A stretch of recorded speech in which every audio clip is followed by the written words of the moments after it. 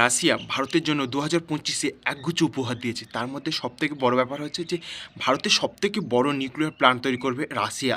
আর এই প্ল্যান্টে থেকে যে এনার্জি সাপ্লাই হবে তা সারা ভারতেই সেটা সাপ্লাই করা হবে এবং সারা ভারত আলোয় আলোকিত করবে, যেটা এতদিন ভারত পিছিয়ে ছিল। তাছাড়াও 100 বিলিয়ন ট্রেড সম্পর্ক তৈরি করবে 2030-এর মধ্যে, যার মধ্যে আমরা রাশিয়া থেকে যেমন পারচেস করবে তেমন রাশিয়াও আমাদের থেকে পারচেস করবে। তাছাড়া একটা এমওইউ সাইন করা হয়েছে, যে এমইউতে বলা হয়েছে যে আমাদের এখান থেকে যেসব কর্মচারী রাশিয়ায় যায়, রাশিয়ার অনেক লোকের প্রয়োজন হয় ওদের ওখানে জনসংখ্যার কমের কারণে। তো এখান থেকে যেসব লোক যায় তারা কম ভিসার ঝামেলা যাতে পোয়াতে হয় এবং ওখানে গিয়ে যেন ট্র্যাপে যদি না পড়ে, সেটার বিষয়ে লক্ষ্য রাখা হয়েছে। সেই জন্য একটা এমওইউ সাইন করা হয়েছে। তাছাড়াও আইটি ক্ষেত্রে, ব্রহ্মোস মিসাইল ডেভেলপ ক্ষেত্রে এবং কৃষিক্ষেত্রেও অনেক কিছু ডেভেলপ করতে সাহায্য করবে রাশিয়া। আর যা নিয়ে সারা বিশ্বের মধ্যে এখন তোলপাড়ের কারণ হয়ে উঠেছে। আসলে রাশিয়ায় এখন ভারত সফরে আছে এবং ভারতে তারা একগুচ্ছ এখন সমস্ত কিছু উপহার দেওয়ার এখন পরিকল্পনা করছে। যেহেতু ভারত রাশিয়া থেকে ওয়েল নেওয়ার কারণে ভারতে এখন স্যাংশন লাগানো, এই রাশিয়ার স্যাংশনের কারণে ভারত যেহেতু নিচ্ছে, সেই জন্য এর উপর ট্যারিফ লাগিয়ে দিয়েছে আমেরিকা প্রায় 50%। তো সেই জন্য ভারত তো সাফার করছে। আর এইটার কারণে যদি ভারত আরও বেশি ডেভেলপ করতে পারে ওই ট্যারিফের কারণে, যাতে না ভারত আরও তাদের জিডিপি আরও কমে যায়, তো সেই জন্যে রাশিয়া প্রচেষ্টা করছে আর তারা আরও একগুচ্ছ উপহার ইন্ডিয়াকে দেওয়ার জন্য। আরও রাশিয়ার তরফ থেকে বলা হয়েছে যে তারা যেমন তেল দেবে, তার সঙ্গে সঙ্গে তারা নিয়মিতভাবে গ্যাস, কোল এইসব কিছু এনার্জি তারা সাপ্লাই করতে থাকবে।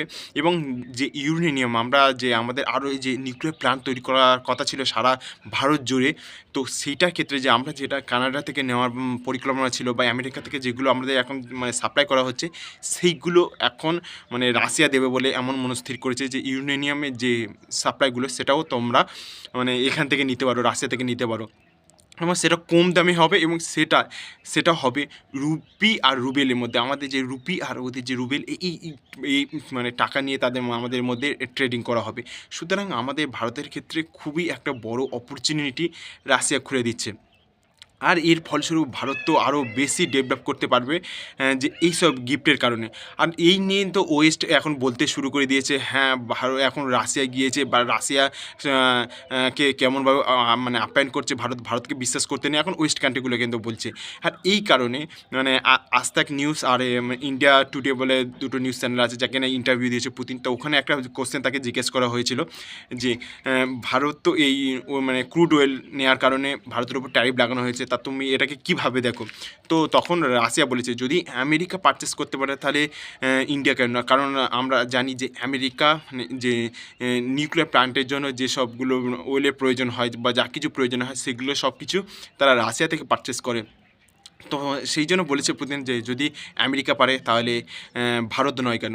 তো সুতরাং বোঝা যাচ্ছে যে ভারতের প্রতি কেমন স্ট্যান্ড নিতে দেখা যাচ্ছে রাশিয়াকে, একদম রাশিয়াকে ডিফেন্ড করে ভারতের পাশে আছে রাশিয়া। তো এইটার ক্ষেত্রে আমাদের অনেক এরকম একটা মেজর যখন কান্ট্রি যখন ভারতের পাশে দাঁড়ায়, ভারতের অবশ্যই একটা মজবুত দিকে আগায়। কারণ যেহেতু এখানে আমেরিকার মতো একটা কান্ট্রি পুরোপুরি বিশ্বের যেখানে 50% ট্যারিফ লাগায় না কোনো দেশের উপর, সেখানে ইন্ডিয়ার উপর লাগিয়েছে। তো শুধু ভাবতে পারছে ভারত কীভাবে ইকোনমিক্যালি সাফার করছে, বা আমাদের এখন ডলারের তুলনায় আমাদের টাকার পরিমাণটা খুবই কমে গেছে, 90 টাকার উপরে হয়ে গেছে $1 সমান। তো সুতরাং বুঝতে পারছেন যে ডলারের থেকে আমাদের টাকার পরিমাণ কীভাবে কমছে, এবং এর জন্য ইন্ডিয়া তো সাফার করছে। আর এই সাফারে যাতে না করতে হয় ইন্ডিয়া এই ট্যারিফের কারণে, তো সেই জন্য একগুচ্ছ উপহার পুতিন দিয়ে যাচ্ছে ইন্ডিয়ার জন্য।